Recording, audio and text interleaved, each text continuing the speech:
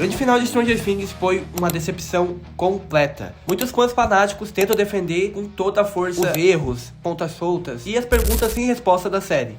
Só que pra infelicidade de muitos, esse final aqui ficou broxante. A série não se deu o trabalho nem de valorizar e respeitar os seus próprios conceitos, como por exemplo, a mente colmeia, que afeta o Will só quando o roteiro quer, e também as outras diversas criaturas que não apareceram na batalha final. Simplesmente Demogorgon, Demobet, Democães, eles não tiveram lá. A explicação dos irmãos Dursley era que o Vecna não esperava ser atacado, por isso não colocou seu exército. Mas isso aí tá mais pra a gente não colocou porque a gente não quis. E é simplesmente isso, não faz sentido nenhum. Quando o roteiro precisou dos Demogorgons, eles apareceram. E a mesma coisa com os Democães. E com os morcegos é ainda pior, porque eles não só não apareceram, como nem foram mencionados. Apareceram, mataram o Ed e simplesmente sumiram. São essas e outras inconsistências que eu vou falar aqui nesse vídeo. Mas antes de puxar a vinheta, já se considere se inscrever nesse canal. E já deixa o like pra me ajudar também. E no final, se você não gostar do vídeo, você pode tirar.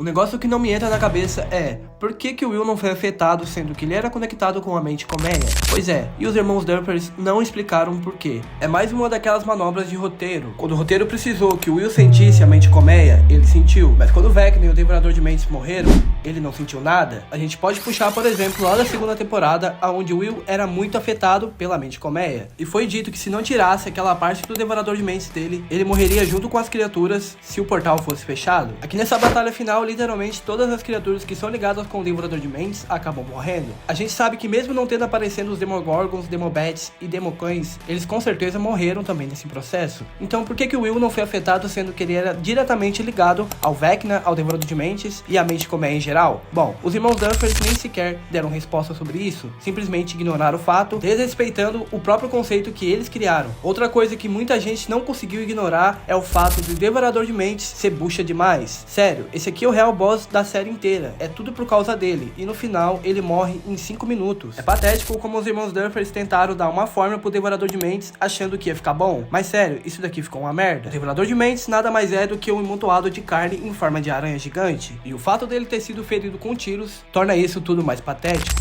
O Demogorgon é muito mais ameaçador do que o Devorador de Mentes desse último episódio. Eu preferia que tivesse só Demogorgon ao invés dessa carne gigante. Já foi mostrado diversas vezes que o Demogorgon é resistente a tiros. Aí a série vem e tenta me convencer que esse bicho gigante aqui foi ferido por tiros. Nesse momento, o roteiro inteiro chutou o balde e não ligou mais pra nada. Essa luta final é toda uma piada, começando pelo fato da Nancy Wheeler ser a personagem mais corajosa aqui. Não que isso seja algo ruim, ter uma mulher estilo Ripley, do Alien, porém, aqui é elevado a um nível quase que insuportável. E os personagens que deviam assumir os seus papéis, pelo jeito esqueceram dos seus princípios. O Steve Harrington jamais deixaria a Nancy se arriscar daquele jeito. Naquele momento onde eles perguntam quem seria a isca para atrair o Devorador de Mentes, a Nancy diz que vai ser ela. E ninguém nem sequer cogita em discutir com ela sobre essa decisão.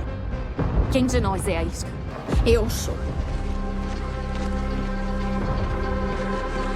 O Steve Harrington jamais deixaria isso acontecer. E outra, seria perfeito e combinaria com o personagem se fosse ele a isca. E imagina só que momento épico seria o Steve se sacrificando. É muito a cara dele, mas o roteiro forçou tudo para que a Nancy fosse o destaque. E eu até agora não entendo porquê. E o Steve Harrington que quase morre naquela cena da torre. Uma das cenas mais sem sentidos que eu já vi na minha vida. Uma cena totalmente fora de time e patética. Eu sei porque você tá se perguntando o porquê do tá falando isso, mas eu vou te explicar. Essa cena simplesmente acontece em um momento que não tem intenção. A gente sabe que nenhum personagem ele vai morrer. Aí a Netflix acha que vai enganar a gente, mostrando uma cena do Steve Harrington quase morrendo. Tudo isso só pra favorecer o Jonathan e a relação dele com o Steve. Isso até faria sentido se fosse bem trabalhado, porque depois disso, quando eles já estão no abismo, eles ficam uma meia hora conversando. Isso é uma manobra preguiçosa do roteiro de tentar mostrar pra gente que eles agora vão ser amigos. Se esse roteiro e essa direção fosse competente, eles nos entregariam uma batalha digna, onde os personagens realmente corressem perigo e o Steve poderia salvar o Jonathan no meio dessa batalha. Pronto, retribuiu o favor, agora a gente já sabe que eles vão ser amigos, porque do jeito que foi feito, além de ser preguiçoso, comeu um bom tempo de tela que não precisava. E pelo jeito a série esqueceu quem é Steve Harrington. Steve Harrington sempre vai na frente,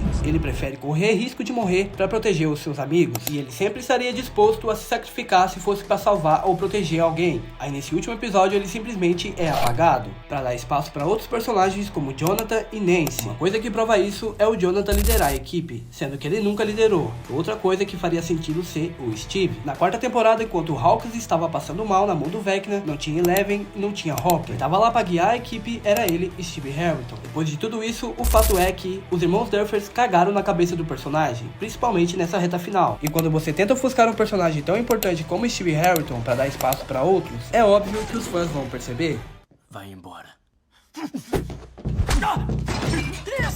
Outra coisa sobre um personagem muito importante que deixou a comunidade pé da vida é o final da Eleven. Essa série não tem coragem de matar um personagem importante e quando mostra pra gente que o personagem importante morreu, simplesmente bota um final alternativo aonde ela tá viva. Eles não só não têm coragem de matar um personagem importante, como também são covardes de não dar um final digno ao mesmo. E quando uma série grande assim acaba e você não sabe o desfecho do personagem principal, é sinal que tudo que foi criado se perdeu com o caminho. E nesse último episódio foi o auge da decepção, porque vamos concordar que não faz nem sentido a Eleven tá viva, sendo que a Kali tava no mundo invertido e a primeira coisa que explodiu no mundo invertido foi o laboratório onde ela tava. Sendo assim, ela não poderia usar os seus poderes. Fora que o tempo também não fecha. O grupo derrotou o Vecna, o Devorador de Mentes, desceu do abismo, ativou a bomba e depois voltou pro mundo real. Então você quer me dizer que mesmo depois de ferida, ela esperou todo esse tempo pra ativar a ilusão dela? Sendo que ela tava ferida e a primeira coisa que explodiu foi o lugar onde ela tava. Ou seja, além de não conseguir esclarecer pra gente o que aconteceu com a Eleven, a série ainda tenta nos mostrar que ela pode estar viva. O jeito que isso é feito é totalmente patético. Como eu já disse, não faz sentido. Esse final, tanto pra 11, tanto pra série, foi muito covarde. Só que uma coisa que pra mim é ainda pior é a série ter acabado e não ter explicado tudo. Deixou várias pontas soltas, várias perguntas que talvez a gente nunca vai ter a resposta. Uma coisa que a série nem se importou em ter explicado foi a origem dos poderes do Vecna. A única coisa que a gente teve sobre o passado do Henry foi aquela cena da maleta,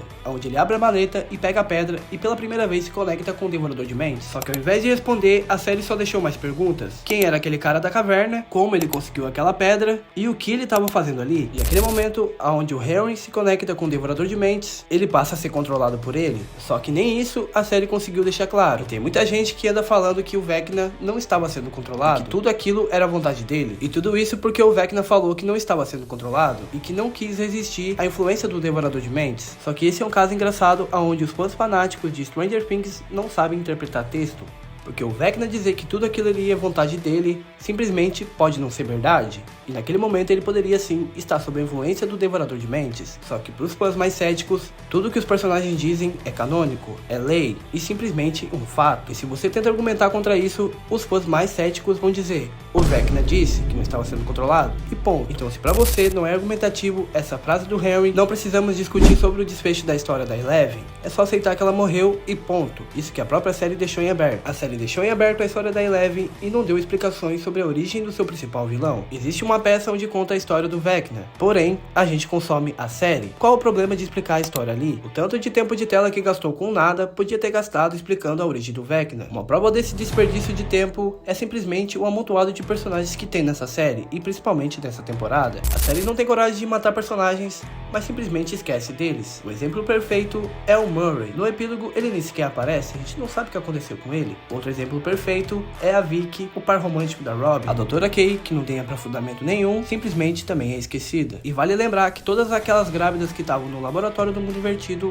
acabaram morrendo junto com a 11, porque simplesmente não teve explicação o que aconteceu com elas, se elas foram tiradas de lá ou continuaram lá. Então a conclusão que a gente tem é que elas morreram. Esse roteiro totalmente conveniente também cria situações impossíveis de acontecer, porque simplesmente isso aqui é uma fantasia, nada tem consequência. A Nancy e o Hopper mataram vários militares. O mesmo vale pro Murray. O Murray, além de ser traficante, contrabandista, ele explodiu um helicóptero com vários militares dentro. E nesse mesmo núcleo tem o Professor Clark e a Erica, que foram cúmplices direto de toda essa matança. Se a série se passasse no Brasil, isso seria até aceitável, ainda mais se fosse no Rio de Janeiro. Porém, aqui é Hawkins, Estados Unidos. Até mesmo pro cinema, esses quatro seriam caçados pela CIA, FBI. Mas como os irmãos Duffer esqueceram como é que se escreve uma história, eles ignoraram. Mas é claro que a gente não é burro. Nesse último episódio ficou bem claro que a série já estava perdida, a história toda mal contada e várias pontas soltas. A namoradinha do Dustin, a Suzy, nem sequer é mencionada. Eu não entendo por que manter personagens vivos, sendo que eles não vão agregar em nada na história. Um exemplo perfeito é o Sr. e a Sra. Wheeler. A Holly foi incrível na série, teve todo o desfecho dela, só que não teve nenhum reencontro emotivo com a mãe. É impressionante como essa série não conseguiu trabalhar elementos simples. E no último episódio, com quase 3 horas de durações, não consegue entregar o mínimo. As outras temporadas não foram perfeitas, tiveram sim pontas soltas,